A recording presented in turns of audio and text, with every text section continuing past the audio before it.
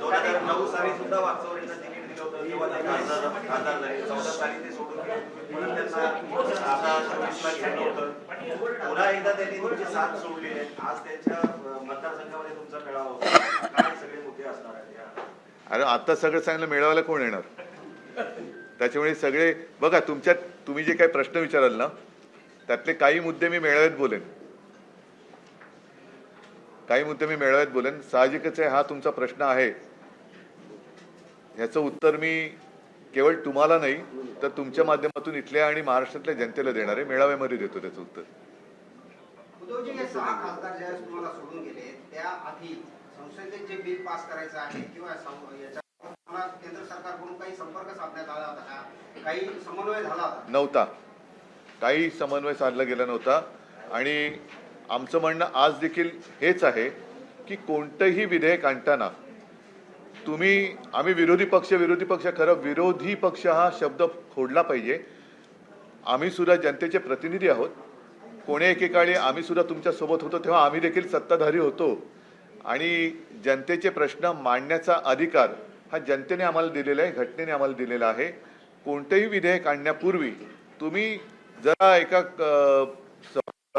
म्हणजे लोकसभेचं नाही, ते फार मोठं आहे, पक्ष नेत्यांना बोलवा, पक्षाच्या संसदीय पक्षाच्या नेत्यांना बोलवा, तुम्ही समजून सांगा, आमच्या काही सूचना असतील, आमचे काही आक्षेप असतील त्याचा विचार करून. कारण शेवटी तुम्ही सत्तेत आज आहात, उद्या आम्ही असू, तेव्हा तुम्ही विरोधी पक्षात असाल, कदाचित आणखीन काही असेल, तेव्हा आपल्या सगळ्यांसमोर देशहित हे महत्वाचं असलं पाहिजे. आणि त्याच्यामध्ये काही आक्षेप असतील, काही सूचना असतील, काही सुधारणा करायच्या असतील, करा ना. जोडून एक प्रश्न आहे, जसं शरद पवारांनी मोदी शहा केंद्राशी एक चांगले संबंध ठेवले, तसं तुम्हाला वाटतं की एक चांगले संबंध असावे? काय त्यांना जे जमतं ते सगळंच मला जमतं असं नाही.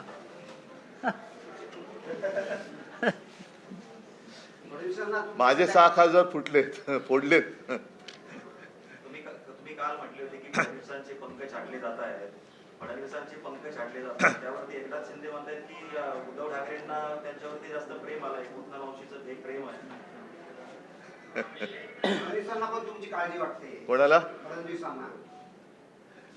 मी शहासेनेबद्दल काही बोलू शकत नाही, इच्छित नाही, कारण ती शहासेना आहे, मिंदेची शहासेना. एसनशी हा गट जो आहे, एसनशी हा गट हा शहासेना आहे. त्याच्यामुळे गद्दार सरदाराबद्दल मी काय बोलू शकत नाही, बोलू इच्छित नाही, कारण बोलण्याचे ते लायकीचे नाही आहेत. मला देवेंद्र फडणवीसांची मनापासून काळजी वाटते. म्हणजे हे उगाचच कोणाला वरवरचं वाटेल असं नाही आहे. एखादा महाराष्ट्रातला माणूस पंतप्रधान पदाचं स्वप्न पाहत असेल तर त्याच्यामध्ये गैर काही नाही आहे. मागे मी आपल्याला उदाहरण दिलं होतं की नितीन गडकरींचं नाव तसं घेतलं जात होतं. आता देवेंद्र फडणवीस एक चांगला चेहरा म्हणून सगळ्यांसमोर दिसतोय. नितीन गडकरींना संघाचाही पाठिंबा होता, मात्र त्यावेळेला त्यांना कारण नसताना सगळं बदनाम करण्यात आलं. आत्ता सुद्धा मला असं वाटतं की देवेंद्र फडणवीसांना संघाचा पाठिंबा आहे असं माझ्या कानावर आलं. आणि असा पाठिंबा, संघाचा पाठिंबा असलेला माणूस त्या रेसमध्ये येऊच नाही म्हणून हे सगळं कारस्थान चालले की काय. आणि त्याच्यामध्ये की त्यांची सुपारी घेऊन, कारण त्यांना ती सवय असेल कदाचित, तर ती एक शक्यता नाकारता येत नाही. म्हणून मी चेष्टा मस्करी करत नाही. मला देवेंद्र फडणवीसांच्या करिअरची काळजी वाटते. थांबा एका मराठी माणूस पंतप्रधान होत असेल तर त्याच्यात चूक काय? मी तुम्हाला आणखीन एक आठवण सांगतो.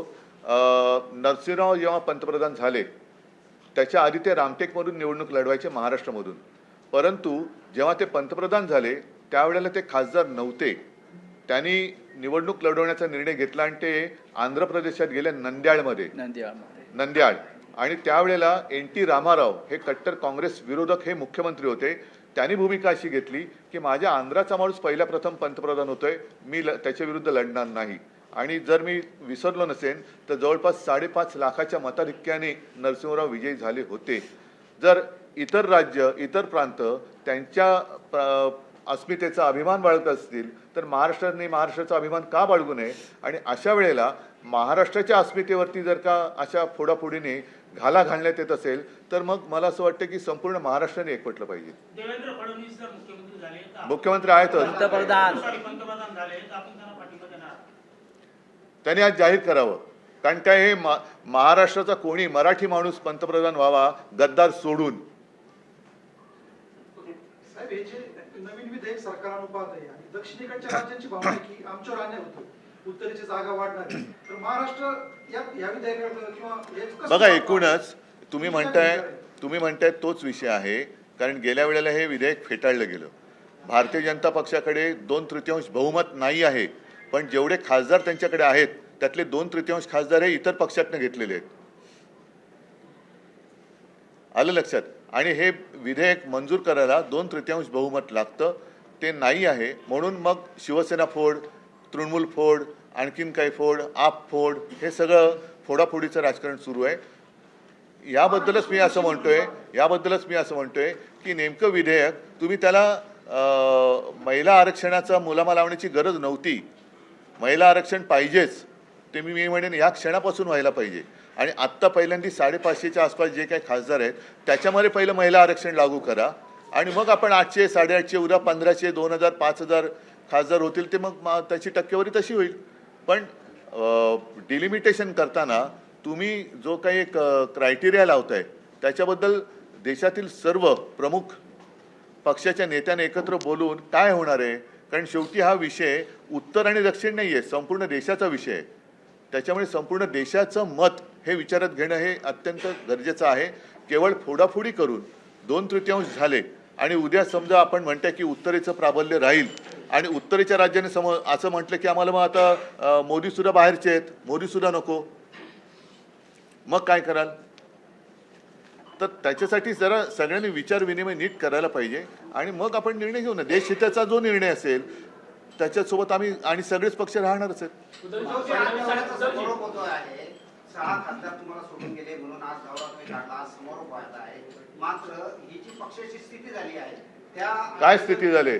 आज अनेक लोक सोडून गेले, अनेक लोक नाही गेलेले. तुम्ही दौरा कव्हर केला असतात. मला असं वाटतं की तुम्ही म्हणजे मी कुचेष्टेने म्हणत नाहीये, तुम्ही स्थानिक पत्रकार आहात, पण जे माझ्यासोबत मुंबईवरून फिरतायत आणि तुमच्याच माध्यमातून जे काही चित्र राज्यभर देशभर गेलेले आहे, तुफान प्रतिसाद आहे. उलट जे गेलेत त्यांच्या गद्दारीमुळे संतापलेले लोक पुन्हा नव्या त्वेषाने आणि जिद्दीने कार्यरत झालेले आहेत.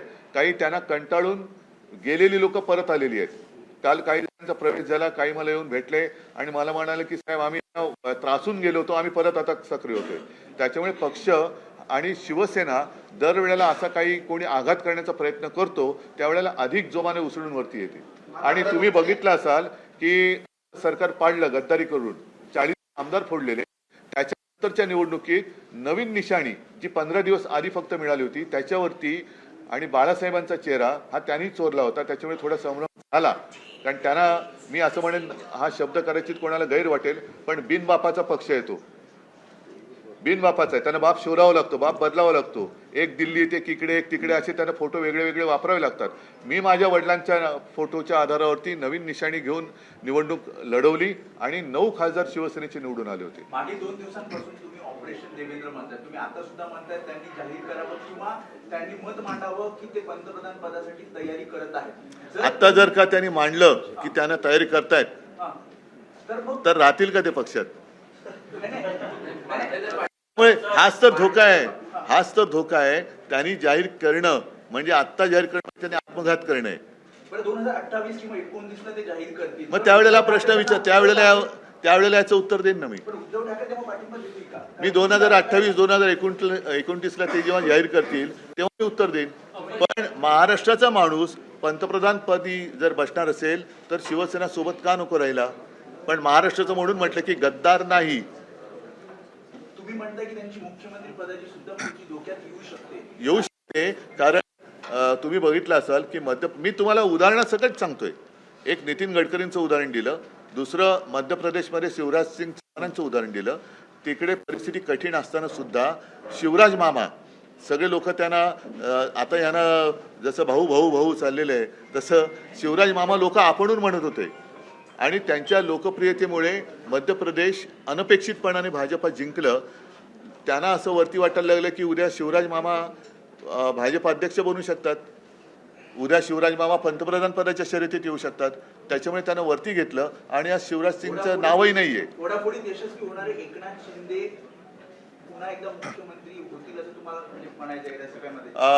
हा भाजपला धोका आहे आणि आता संघाने ठरवायला पाहिजे की पूर्वी असं जे मानलं जात होतं की संघ ठरवेल तो भाजपचा मुख्यमंत्री किंवा पंतप्रधान होतो. आता संघाची तेवढी पकड ही त्यांच्यावर राहिली की नाही हे महत्त्वाचं आहे. आणि हे फोडाफोडीचं आणि गद्दारीचं राजकारण संघाला मान्य आहे का, हा सुद्धा संघासमोर आणि संघाच्या कार्यकर्त्यांसमोर एक प्रश्न आहे जो कोणी बोलत नाही.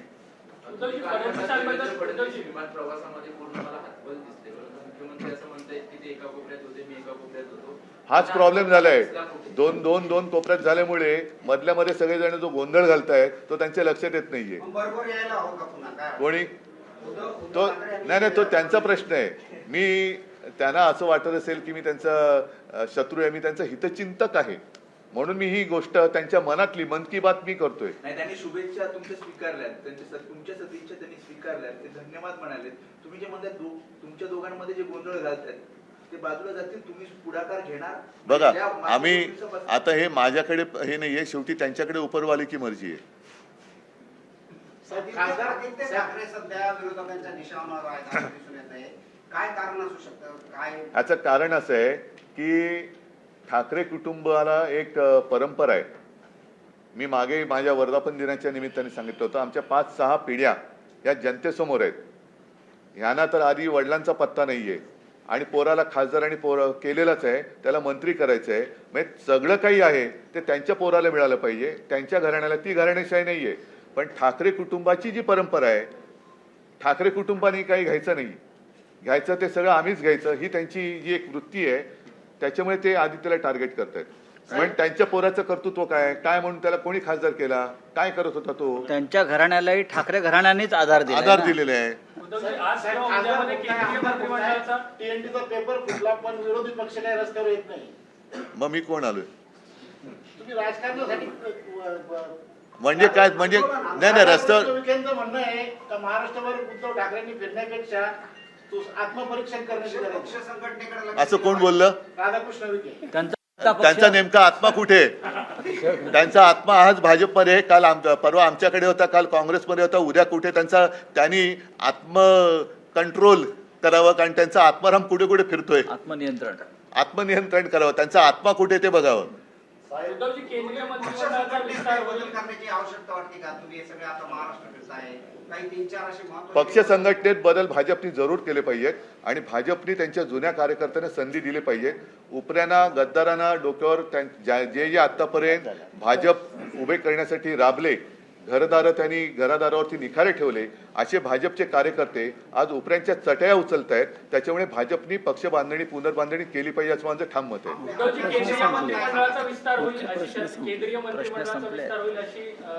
नाही म्हणून मी तेच बोललो ना की लायकी नसलं तरी आपलं कार्ट मंत्री झालं पाहिजे, ही शहा सेनेच्या प्रमुखाची इच्छा आहे. त्याच्यामुळे शहा जाणे आणि ते जाणे आणि देवेंद्र जाणे आणि भाजप जाणे. चला धन्यवाद.